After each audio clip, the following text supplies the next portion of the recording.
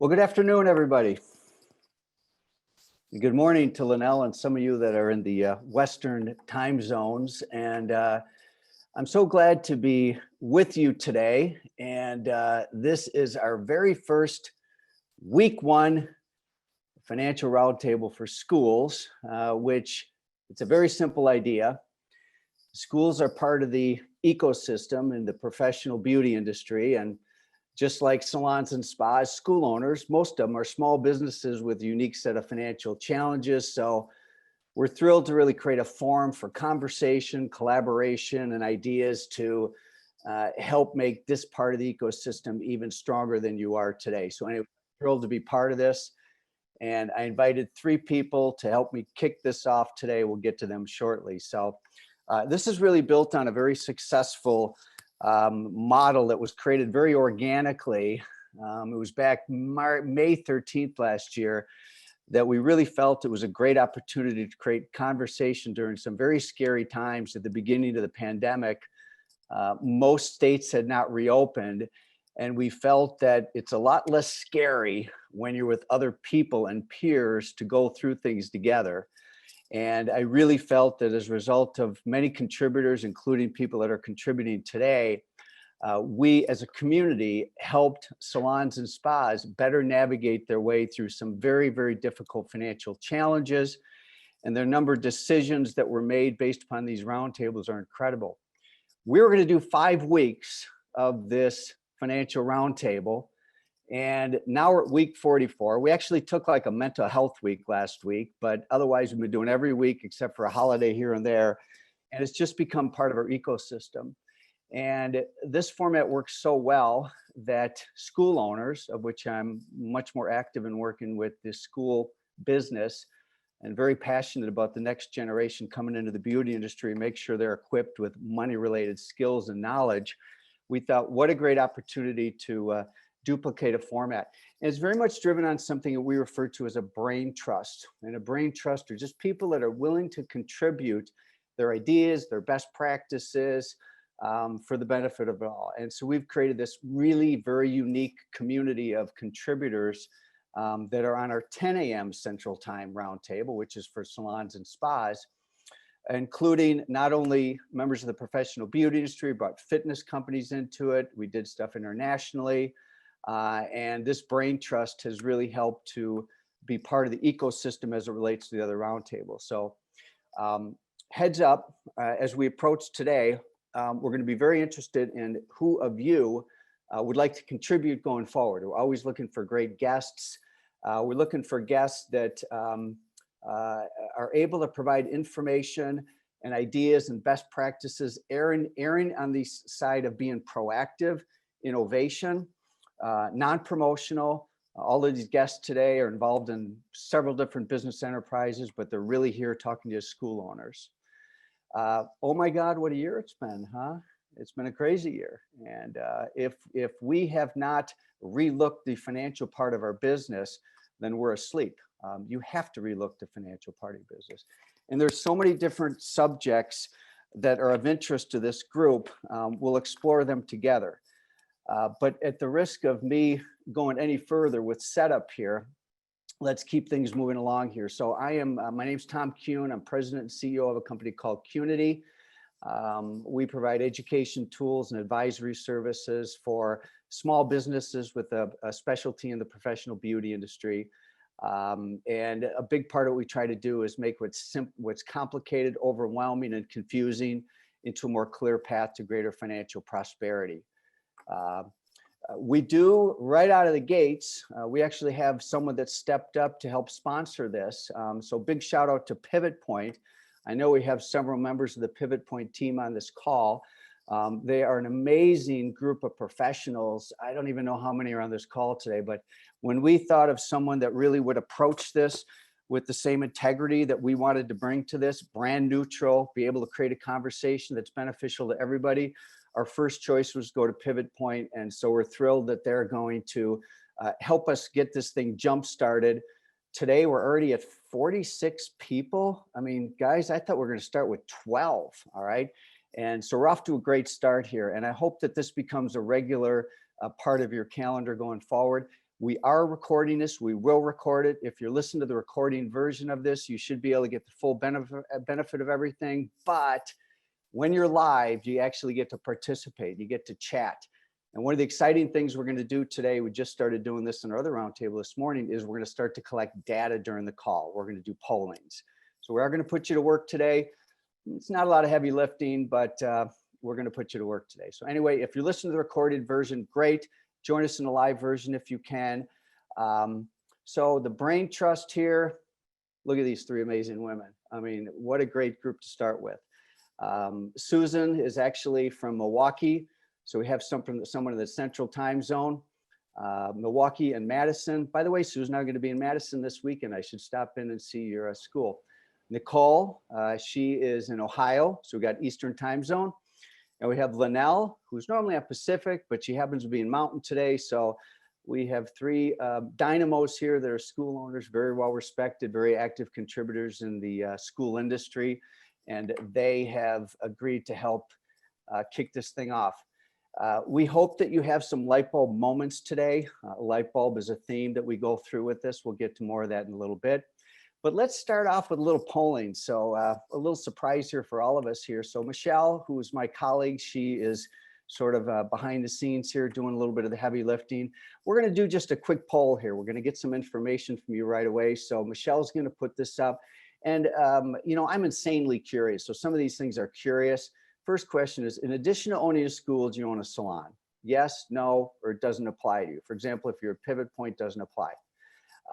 Next, what is the level of benchmarking and best practice sharing that you currently do with other schools? Is it low? Is it high? Or is it medium? Or does it not apply? And then the final question is, how would you rate your current internal financial practices? Low, medium, or high? And let's together see what comes out of this and see. This is great. Oh my gosh, and people are quick on the draw today. I love that. So once we get up to about 80% of people voting, we're already at 60% here. So, all right, so what do we got here? It looks to me like we have, of the participants, several don't apply as it relates to owning a, if it doesn't apply, it means you don't own a school, but a handful of you also own salons. Level of benchmarking, this is interesting, only 17%. Wow, there's an area of opportunity. Susan, you were right here. There's definitely an opportunity for some benchmarking. The majority of you say it's like 2 to 1, or low. Low is the majority answer here. And then current financial practices, it's rated kind of across the board. So anyway, we'll end the poll right now. It's a great opportunity to get some real data and real information. We'll perfect these over time and see what comes out of them. So, all right, let's have Nicole come off the mic. And we're going to start with you. Let me see, how long did that take for me to get this thing kicked off? About 8 minutes. How are you, Not Nicole? bad. Good morning. I'm great. Thanks. Good morning. So Great to see exciting you. to get this thing kicked off. So for those of you, for those that don't know you, let's kind of give them sort of just the facts here. So you're in Okay. Ohio. I'm You in own 2 Ohio. schools, Columbus and Cleveland. Tell us Correct. just a little bit more about your business. You know, we are Palmetto Schools. You know, we've been in existence for almost 20 years. My husband and I, Orlando, are business partners, and we've been involved in it from day one, still very involved. We do own a salon and in business with our kids. So we're kind of all around the whole thing. It's been a great experience. It's our passion. It really is our ministry, if you will, and we're extremely passionate about it. So I love it. It was probably the best decision we ever made. I met you, I guess I'm going to use this term that's become popular back in the day. You were part of what was called TSA, and I knew you as a salon owner. Yeah. And then I lost touch with you because you went off into the schools, and I was pretty much focused more on owning a salon and working with salons. And so you moved on to this journey. You used a very interesting word, you used ministry. So let's unpack that word just for a minute here. Why did you choose that word? Because ministry for us, we look at that as like a calling. And to be a school owner, I really believe in my heart of hearts, you've got to be called for it. It's not for the faint at heart, and it ain't for everybody. So I really feel like that it's really what we were called to do. We literally change people's lives, and it's so much more than just teaching somebody how to cut hair. It is really teaching them life skills. It's teaching them people skills. It's teaching them number and financial skills. We still get people that have graduated. 91% of our team in both locations are all homegrown, from our directors to our learning leaders to even in our financial aid office. So we're very, very proud of that. You and I are unapologetically optimistic. And you said there's a lot of good that came out of the pandemic. Let's unpack that a little bit, and we're going to go to some specific areas, okay? Okay. So when you say a lot of good come out of the pandemic, the first place I'm going to go to is the money side, okay?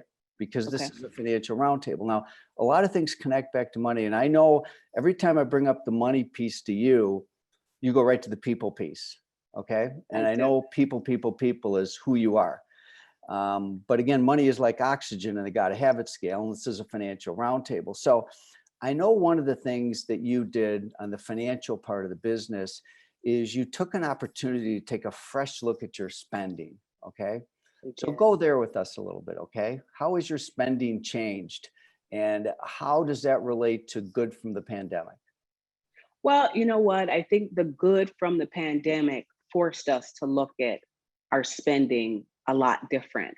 Of course, from year to year, you always look at your financial spending, and we thought we were doing a pretty good job at that.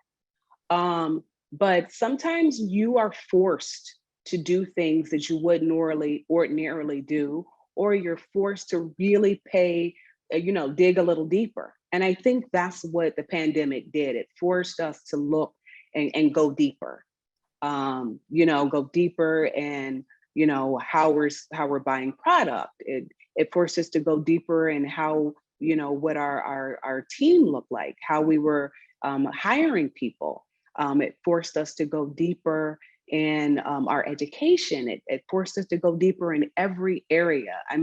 We didn't have a choice. We could not afford to leave any stone unturned.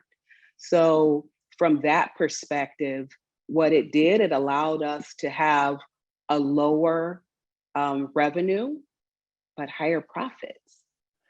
Now, I cannot tell you how many times I've heard that, and especially like in the last 6 weeks, with clients, with members of the community, lower revenue, higher profit. So are you saying 2020, lower revenue, no surprise there, but higher profit? Absolutely. Okay, absolutely. We actually just got our numbers. I'm sorry? I said we have a polling question on that a little bit, but keep going.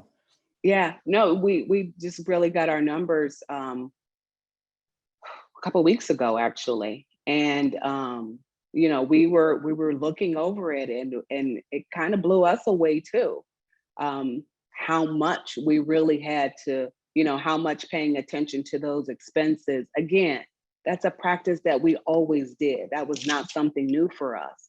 But because we had to dig deeper, and some of it was unfortunate that we would have rather not had to do. Our payroll was a little lower this year or last year. We would rather that not have happened. We did have to furlough some people for a short period of time. that was unfortunate. But at the end of the day, it also allowed us to see who was really on board. You know, it's easy to be, oh yeah, I'm down for the cause. I'm all about the vision when everything's going good. Mhm. But when the stuff hits the fan, who's still there? Who's Yeah. still in the trenches? Who's willing to go the extra mile? Who's willing to, you know, put the clock aside and say, let's dig deep, roll our sleeves up and get busy and make this thing happen. And really, that's what this pandemic made us do, you know. And there were some people, I'll be honest, there were some people that I thought, absolutely, without a doubt, I know they'll be right there. And they weren't. They weren't. But there were also some people that I didn't expect to step up, that stepped all the way up. And now they have a different we have a different perspective, and they have different positions in our organization. Yeah. So it shook things up in a good way. Yeah. Sometimes, you know, I think what you were talking about is really found out what people are made up, and certain people you thought were on board and, you know, they weren't, and vice versa. And in certain cases, it'll break your heart to lose people that have been with you a long time that you cared about. But, Right.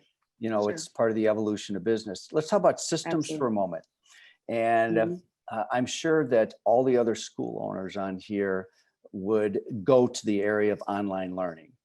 And, you know, and Susan has some really an amazing story about their journey in online learning, which we'll get to in a little bit. But with yours, I think it's pretty typical, probably, of a lot of your peers that are joining us today. And that you wouldn't have even thought about that for schools, right? We did a little bit. I mean, we talked about it at all of our leadership meetings, but I'll be honest, it wasn't a significant, real conversation. You know, we tried to see how it could fit, but I'll be very honest and transparent. I didn't think it was that necessary. Mm. Um, you know, I knew there was an opportunity there, but not that much. Yeah. Pandemic obviously changed that perspective completely. It worked. I mean, obviously, I would not want to see it this much online. It was a lot. Um, and it forced us to also look at some other things in terms of how we can get our future professionals in some hands and hair. It forced us to change things around that way as well. But I have to say, I'm a fan. I'm a fan, which I wasn't before. You know, it's one of the things that we want to make sure that these sessions are about is innovation. And Hmm. essentially, you're talking about forced innovation, right? Yeah, that's Um, exactly what it is. and you know what? Why waste a good pandemic? You know, and Right. and You know, you said something earlier in the last roundtable, in the Salon roundtable, and I had to write it down. It says, "A mind stretched never returns to its original form," and that's exactly what the pandemic did for us.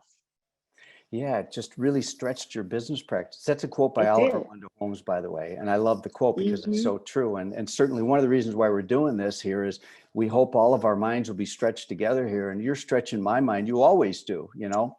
And Thank you. the online part of it for you. Wait, let's back up. You mentioned about getting hands in hair, and you had to Mm. come up with. So, is there some innovation on that? I mean, what did you do in that area? Well, you know what? To be honest, our state has always allowed an internship um, curriculum, and that was something that we never really took advantage of. We felt like we could always do it better in house, and you know, we didn't utilize it. And then our hands were our hand was forced. Our clinic floor wasn't open. We saw way too much time online and not enough hands and hair. So we had to kind of innovate and figure out what can we do to get their hands in there sooner. So we took a look at the internship program, and now we use it, and it's working really, really well. And we're not utilizing it the way that I think our state intended it to use, but it gave us a vehicle to take it our education to another level, and our future professionals love it. They love it. It's doing a lot of other things also. We're seeing some differences in our placement. We're seeing some differences in some other areas that probably needed to be enhanced. So it's working. Like you said, forced innovation. We probably wouldn't have done that had we not had this. Mhm. So you have a forum, and you're in front of all these different people. You and I together we're in a conversation. And is there any maybe closing thoughts or just different inspiration that you want to give to your peers? I mean, actually, that's going to be one question. I have a second one after that. You know what? I'm so excited that this whole forum is happening. One of the things that I feel like as school owners that we've always been so fragmented, and nothing like a good pandemic to bring you all together, right? So, I'm grateful for this opportunity to be able to network. And I know I've made some amazing friends through TSA and connecting with, the top performers in the salon industry. And I'm looking forward to also connecting and developing relationships with the top performers in the school industry as well. So I just look forward to a lot that's going to come out of this. Awesome. Yeah. Do you think the next 3 years in your business are going to be better than the last 3 years of your business as it relates to the financial part of your business? 100%. Absolutely, I do. Absolutely. There's no way we can take all of this stuff that we've learned and implement it and not come out better on the other side. Absolutely, without a doubt. Pretty darn good answer. Yeah, I think I already knew your answer. I think we already all knew your answer, and it wasn't a setup. I literally was curious. All right, let me see if there's anything else before I let you go and get on to Lynelle here. And I have a friend, Justin. Justin's a school owner out in Philadelphia. Good morning or good afternoon, Justin. Thanks for joining us. I'll need to have you as a guest on here, Justin. I'm just warning you, okay? But one of the things that he said is that there's not much benchmarking and comparison with other schools compared to the salon industry. Have you seen that be the case? I have. Okay. I have. Okay. Which, again, is why I'm so excited about this forum, because we now can become more connected and not so disconnected with information, if nothing else. Excellent. Because it definitely can help all of us. It can help all of us take our businesses to a whole nother level, and take our school industry to a whole nother level. Right. All right. So let's everybody give you a virtual applause. Bravo, bravo. Thank you. Thank Give her a you. little My shout out in the pleasure. chat. My pleasure. We will award you. I know you've already earned this on the other roundtable, but we will give you the $1 million light bulb as recognition of being a member of our brain trust. So thanks again. Thank you so much. Best to Orlando. We might call on you in a little bit, but I'm just dying now to get to Lynelle. So thanks. Okay? All right. Thank you. All right. Hello, Lynelle. How are you? Hi, Tom. I'm doing great. I guess Good I could to say see good you morning twice to you. in one day. I was surprised to see you this morning. We're double dipping together. It's great. So thanks for joining us also this morning. How are you today?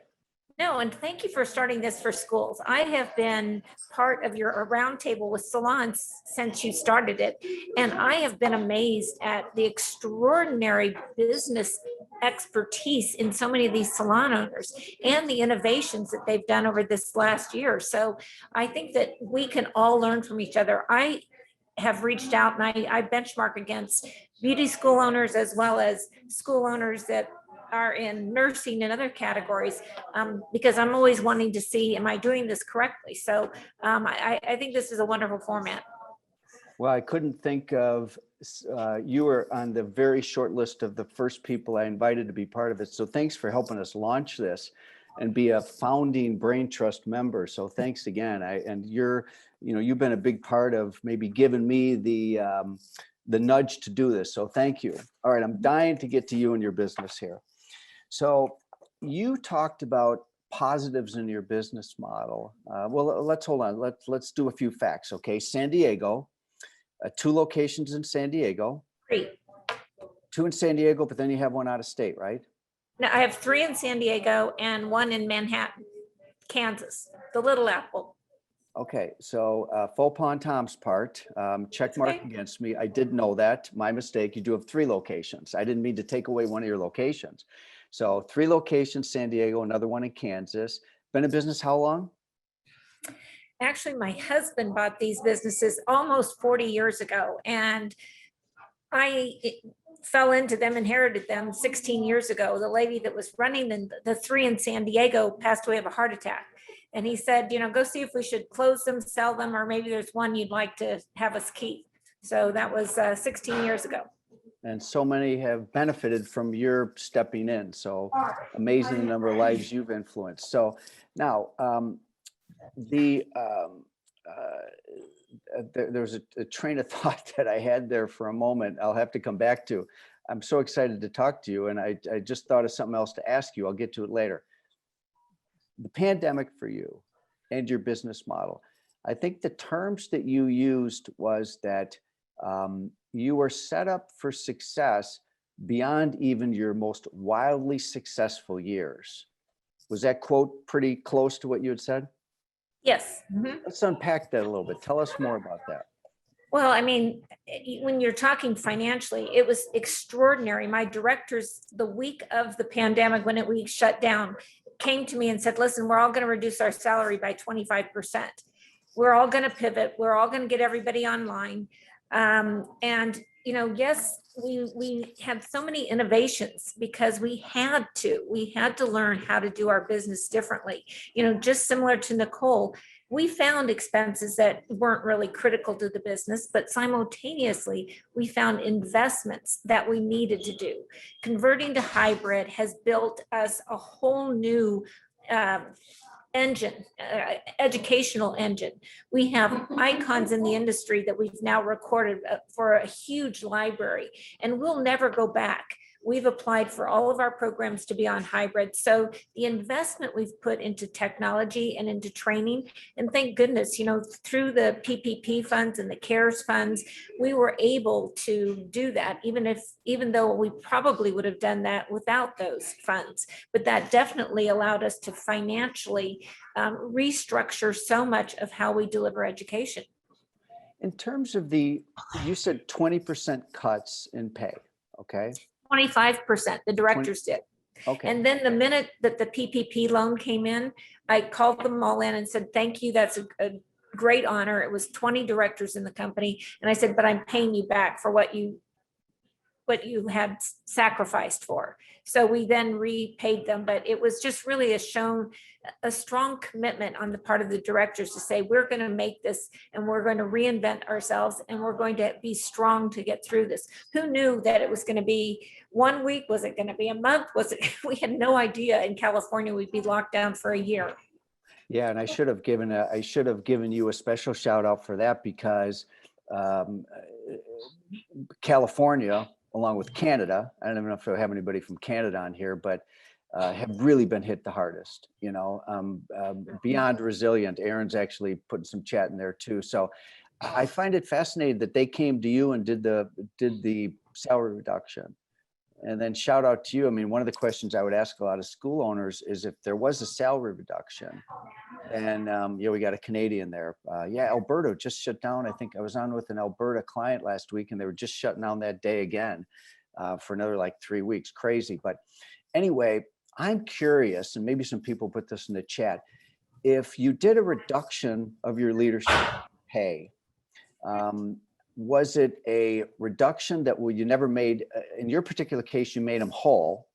But I'm just wondering out there for people that did do a pay reduction, if it was a pay reduction that was never recovered. I think I'm trying to phrase it the right, because there's different way to do it. Temporary or pay reduction that pays back when the cash flow is there, or a pay reduction that is never reimbursed. I'm just curious. Right. If you have some comments. Well, and obviously through the pandemic, we did reduce our staff, and had to rebuild that back up because the school was literally closed, so we didn't need the front desk staff. You know, there were many people that we didn't need, but we tried to keep everybody at least on some type of a function through this, so that when we reopened, but who knew it was going to be a year? That was just absolutely insanity. You talked about innovation in the finance function and talked about laser focus and that kind of stuff. Let's go there for a minute. Right. So obviously, most school owners know that payroll and supplies are two of the largest expenses we have. And so making sure that we have weekly reports, ongoing reports, and keeping the directors as well as the team focused on those line items was very critical. But you and I have chatted a little bit that on financials, I see Robert Passage is on here. And when I first became a school owner, we were a pivot point school. And I called up Robert and I said, I need to meet with your CFO. I'm going to become an expert in the finances of schools. And his CFO gave me the gracious time to show me, you know, the pro forma of like a new school opening. But he said, listen, it's simple, stupid. Focus on hours. That's it. And the rest will just flow through, because you can build your supplies and all those other budgets based on if you have students attending. And I'm like, oh, no. It's got to be much more complicated. And, you know, at the end of the day, that is the most important financial metric. And our metric report, which is a one-page snapshot that I get every single week, the top of it is hours, makeup hours, absent hours, and percentage of attendance. And I'll tell you that through the pandemic, what we've seen is a rise in attendance. So yes, there's students that are on leave of absence because of childcare and they can't attend, but everyone else, the ability to deliver exceptional education online has caused our attendance to rise, because I think students are more inspired and engaged by how we really crafted out innovative education. So I had a huge, Susan also was sharing KPI and and I see both Susan and Nicole bob in their head, like, you know, you're kindred spirits on KPI, which is cool to see. I had some personal ahas about that I think I'll get to when I'm on with Susan. But so KPI, let me just summarize so if you were to pick one key performance indicator. Now let's stay away from compliance indicators, okay? Let's stay away from composites, Gornet. Let's talk from an operational standpoint. Are you suggesting to me that your number one KPI is basically attendance? Attendance and the number of students that you have, absolutely. I mean, then you layer in all the qualitative sides, because you want, you know, high academics, you want high outcomes. I mean, there's a lot more that goes into it, but that's, you know, the one thing focused. I mean, you have the team that is caring about the students, calling them when they're not showing up. You know, you end up having a better environment in which the student really feels supported, you know, gains confidence, has courage. And, you know, at the end of the day, I'm into my 16th year. I'm still very passionate about this because of the lives we change. Yeah. So I know the question I was going to ask you at the beginning when I sort of went off into space, and I was like trying to remember what I was going to ask you, and I know what it was. How many students do you see, or how many students in a typical year, all right, would go through your programs? Approximately. Well, this year, I think we probably will have about 1,500 students between our 4 campuses. So we average around 800 at a time, 800 to 900 in all 4 campuses. Some graduate faster. So you have, you know, some that are 6 months. So you have 2 of those a year, but around 1,500. Nicole, I forgot to ask you that one. Would you type it in the chat? It might be helpful just from I wouldn't call it a benchmark, but just a perspective standpoint. You know, you shared some metrics with me that I thought were very helpful and had to do with budgeting and per student allocations and how you build a budget. And by the way, for the 3 of you as guests and future guests, I like to set some rules of engagement, and I encourage our guests to share within their level of comfort And level of comfort means don't breach confidentiality or trade secret, okay? So always share within your level of comfort, and you could say pass, okay? So, but I'm asking you this question. You openly shared a metric. So how do you budget as it relates to like per student, whether it's hair or aesthetics? Over the years, we've kind of just analyzed how much we are spending. And that has caused us to say, okay, an aesthetic student, we should be spending $80 to $100 a month on the supplies to educate them in the classroom. A cosmetologist student, it could be 60 to 70. And, you know, those have changed over the years because we've added things like eyelash extensions and hair extensions and a lot of things into our program. So it causes more costs.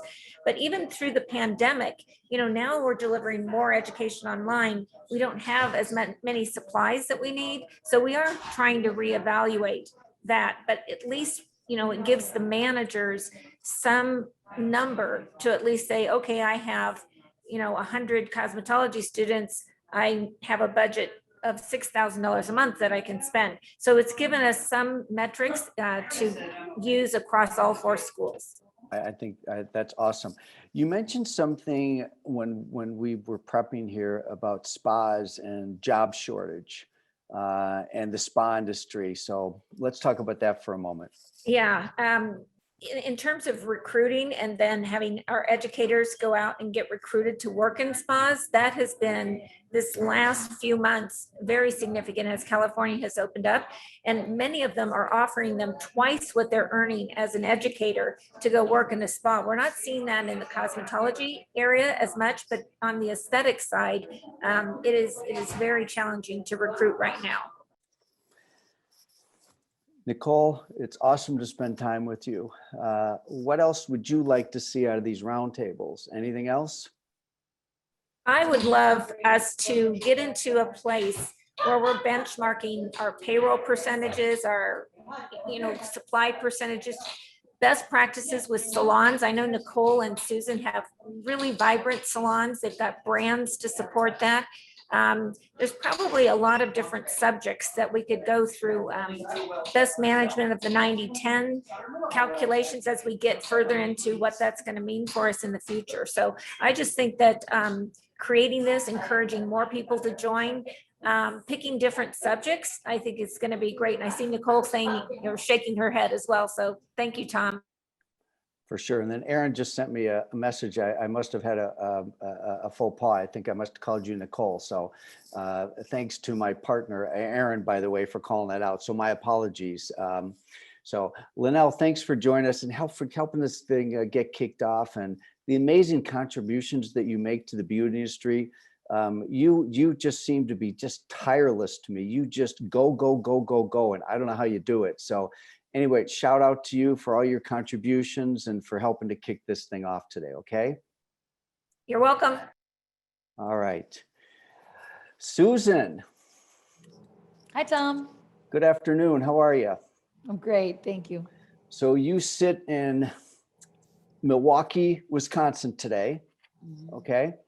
And now, Susan, I've known you a very long time, and I've known you primarily through the salon side of the business. And I give you credit for being the founding conversation for the 2 to 10 project. So we have a long-standing relationship, and it was very easy for me to think of people that would help kick this off. So thanks for helping us kick this off today, okay?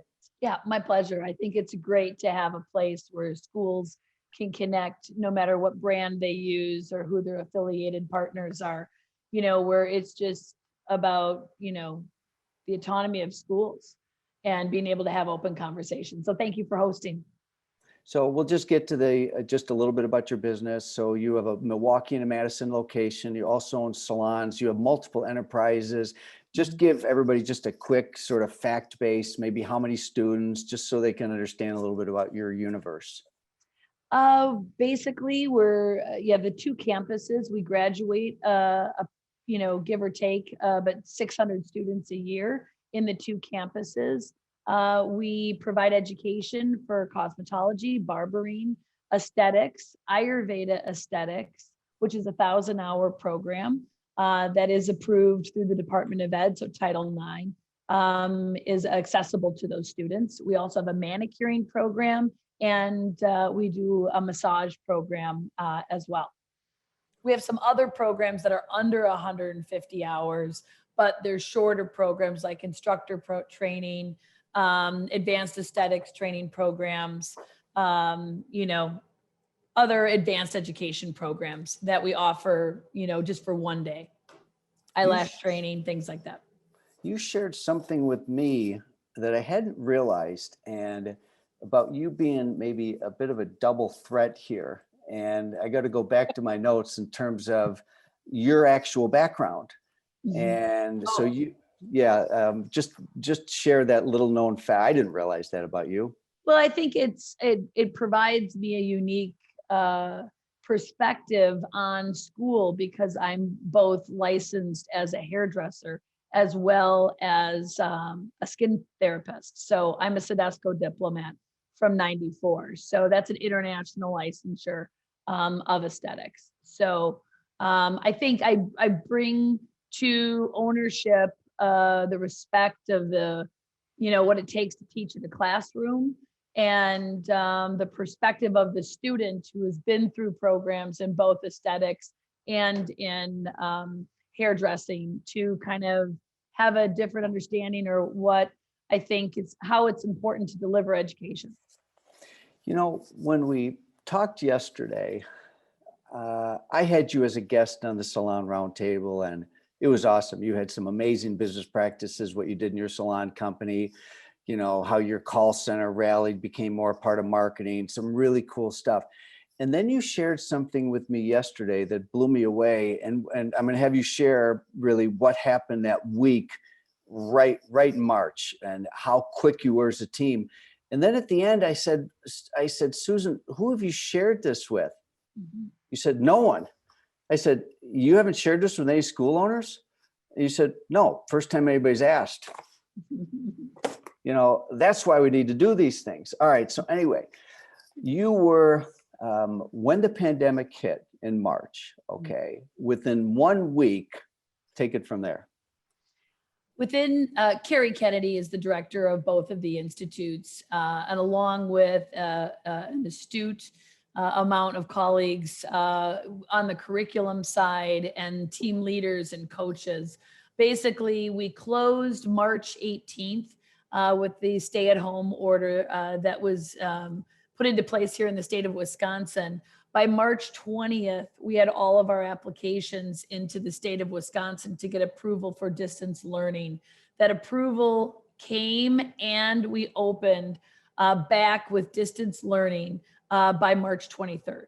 So within a week, we were already on iPads. We had already been affiliated with Pivot Point as a partner to support our technology side of making that happen.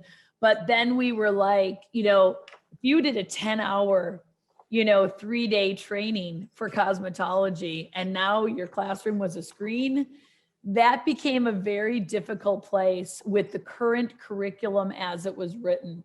So a team of curriculum writers were 1 week ahead, modifying all programs so that they could be online.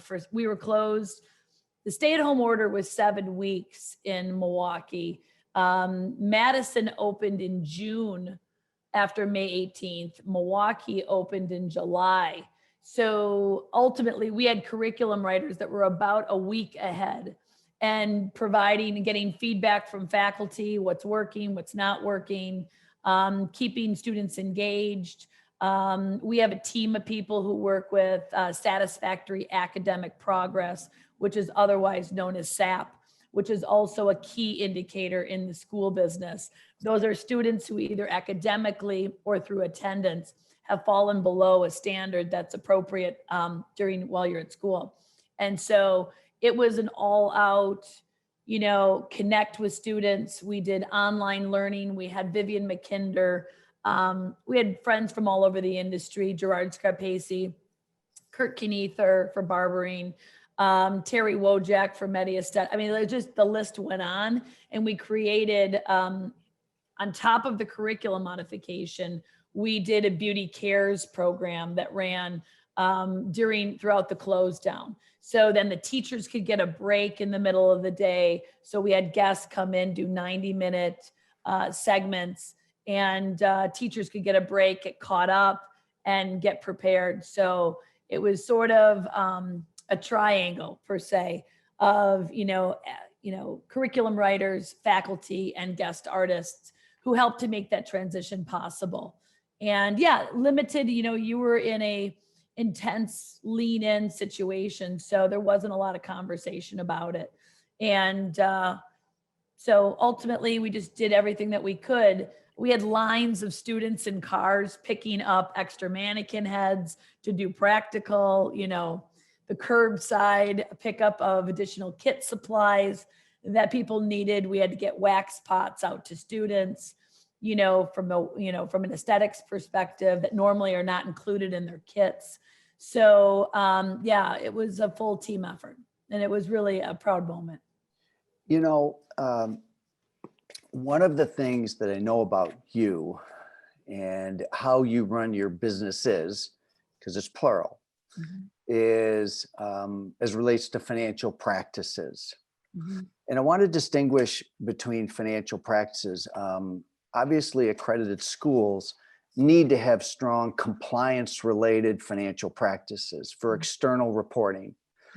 And the difference between salons and schools is there's a lot of differences and a lot of similarities. Similarities, they're small businesses, and they're still subject to the same tax laws and the same type of tax opportunities. From a financial reporting and financial management, it's quite different because the balance sheet is so much more important, and you're driven by composite and other ratio type scores that really have significant consequences. But just because a school has strong external financial practices doesn't necessarily mean they have strong internal practices. My experience working with other schools is that in certain cases, they're not getting the most out of the P&L. It's not necessarily reviewed on a monthly basis, not particularly good at budgeting, cash management, okay. I know with you how important this to you, and I would validate, because I know you and your business, that you have strong financial practices. In your mind, you wouldn't have it any other way, and you wouldn't sleep, okay? Right. So talk about the importance of strong internal financial practices in your business. Well, it starts with the team, and then it's about education. And the team that I have, my previous director of our schools is an accountant by trade, and is now the financial controller for the schools. So Diane used to be in the position of director and is now in the financial control position. So she understands all the matrix of schools. I think she just does an exceptional job, not only organizing, but following up on tuition payments. We added during the pandemic a payment on our website, which was, if there's any nugget, if anyone's not doing that on your websites today, I would highly encourage it. The amount of money that started coming in just because of, convenience from tuition payments was a very strong technique that our web designer / Diane was able to make happen. So yes, the composite score is critical, and the internal practices around satisfactory academic progress, on top of, again, like Lynelle said, attendance is everything, right? But you want people to be there for the right reasons. And ultimately, I think our team of assistant directors, and our financial team run a very tight program. They meet every single week, reviewing any student on SAP. And so you've got your great students who are at school all the time, and then your students are sort of in limbo because of a variety of reasons. And we stay very closely connected to them throughout school. And that helps to make sure that the health of the school's financials stay very strong. So yes, it's also because of PPP this last year. Without it, I think almost any business would certainly not be saying, they'd be very slim to flat at best without PPP. So PPP put most people like myself in a very strong financial position. So the composite scores can range between 1.7 and 3.0, and we're a 3.0 right now. Yeah, outstanding. Congratulations. Go back to this pay here type thing, because I'm guessing that you might have some peers that might be curious about that a little bit, because you said if you're not doing that, do it. Describe that just a little bit more before we wrap up with your segment here. About the pay? Yeah, you mentioned that, put on your website, pay here. Oh, right. I could maybe even screen share it, but basically you go to the ibw.edu is the website, and you'll go up into the right-hand corner and it says make a payment. Okay. So very easily, students, parents, grandparents, uncles, whomever is involved in supporting that student through the program, they can easily go in there, identify the student. It's very simple. And within like the first month, $60,000 worth of payments came through the front page of the website. So if there's any key takeaway from my piece today, I would encourage everyone to do that. So it really doesn't take much to get up and going, and it could certainly help. I mean, we were down in total income of 16%. Expenses were also down by 11% last year, specifically due to having no retail store operating. Some of our clinic team, some of our faculty said, I can't work. I've got kids at home. This is too much. So that's why expenses were down 11. But our total net income was up 38%. And again, a lot of that had to do with the payroll protection plan. So ultimately payroll was down 7%.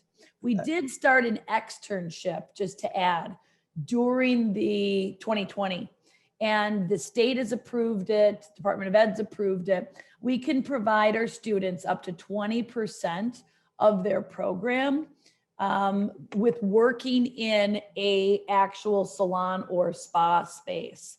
And that has been a real interesting game changer, that because our clinic floors, even though we opened up again, our clinics were not kicking like they used to be. And so we needed another way where these students could be stimulated from a practicum perspective. And the externship has been fantastic. Not all students take advantage of the opportunity to do an externship. They're very highly guarded. The salons are required to do a full layout of those hours. How is the student going to spend their time? We follow up with those salons as well. But that has been something that I think anyone who's interested, we'd be happy to share our program. But an externship, to be able to work in a professional salon, hopefully they stay in that salon after they graduate. So placement is like right away. But placement right now, students are all getting jobs or they're going independent. So placement is very high. Your colleague, Diane, I think beat Aaron to the punch and put your website on there. Diane, the person that you were bragging about. I know you got a great team. I know many members of your team. They're awesome. Yep, the love sign. A little bit of love to you. Lynelle, I forgot also to award this to. So let's do a virtual applause for both Lynelle and Susan. This will be your second $1 million light bulb. So that is forthcoming. Congratulations for all your great work and for your share today. Thank you. All right, guys, I've got another poll here for you. So don't go anywhere, please. And let's see what else we have before we wrap up. I do have an ask for those of you that are on this call. Please send me an email. Aaron, if you could go ahead and type in the chat my email address. I'm looking for guests, and it's probably you. All right, so you could be a really great guest on this. So send me an email. We'd love to have you be part of the Brain Trust. Michelle, let's do one more polling moment here. So comparing January 20 to January of 21, does your business have more money in the bank now versus then? So let's look at liquidity. Yes, no, don't know, or doesn't apply. Then we're also going to ask the question, between April 19 and April of 21, is your business in better or worse financial condition? Select all that apply.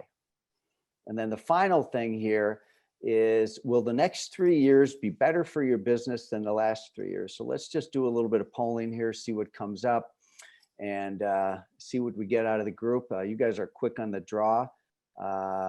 Yes, liquidity, overwhelming yes. To Susan's point, a lot of that has to do with Uncle Sam, 55%. So in other words, most of you, we've only got one no for liquidity, and the rest of the reason it's not a higher percent is either don't know or doesn't apply. So liquidity is much higher than in the past. Most of you are reporting money in the bank up, profits up, sales coming up. Sales really depends on where you are. My friends in Canada, in California, obviously won't be able to answer that one very well. Okay, will the next 3 years be better for your business than the last 3 years? And we have 100% of the people that actually answered the question said yes. So we do have an optimistic group on this, which maybe like attracts like, huh? All right, so that is the poll. This is our baby step as it relates to benchmarking. Certainly, I hope that in future calls that we can perhaps do some more benchmarking, and perhaps we can interject some surveys going forward. Let's see what other housekeeping we have here. So I did want to also, again, acknowledge a few people here. I want to acknowledge Pivot Point for the great work that they do and also helping to sponsor this. Thank you very much. You know, you're providing the best in the class technology. I think Pivot Point, you've been around since 1962. Random fact here, Robert Presage and I went to the same high school in the Chicago area, and also second generation business like mine. Can I actually say that because Aaron's my partner? I guess second generation business. So anyway, guys, this was a lot of fun today. Please watch us next week. Invite your friends. Invite other people that you think belong on this. We'd love to have your ideas. I'm going to go in the chat here right now and see if there's anything that I need to respond to. Let's see, I'm a little bit just checking the chat right now. And then I'm also insanely curious that who's on this call here that I'm not. Oh, we got Alcott, Ann Wheelers. Hello, Ann. We have Cheryl and Sissy and Claire and Dave, Dawn, Diane, Diana, Elena. We've also got Jamie, Jared, Jenny, Joe, Julie, Justin. Hi, Justin. Thanks for joining us. Hi, Carrie. Kevin, good morning. Afternoon, excuse me. We've also got, I'm going to mispronounce your name, Leonard, last name, excuse me, I apologize. I'm not good with pronunciations. Linda, Lisa, Marcy. Hello, Mark. I'm so glad you joined us from New Mexico. Matt, Melanie. Orlando, Nicole killed it as usual. Hello, Robert. Robert, I agree with you. I've heard that many times, and I agree with you. That is, sales is vanity, profit is sanity, and cash is king. I think that's probably what you typed in the chat. Roxanne, I certainly recognize you from New Mexico. Sabina, great to have you on here. Sabrina, Sam Bricado double dipping today. Join us for the second call. Susan, Tammy, and Todd. Joe, you're from Canada. Thank you for joining us. And I'm thrilled that we got this thing kicked off. Can we see samples of financial reports school using their financial reporting? Dave, I think that's a great idea. Let's get to that one. And what other questions and comments do we have here? Oh, I'm going to be guilty of running late if I keep just talking. So let's do this without any further ado. Thanks to this dynamic trio here for getting this thing kicked off. We'll see you all next week. Put this as a standing meeting on your calendar. Just go out and book. And we'll have some days we're going to take a week off. So thanks again. We'll see you. Goodbye.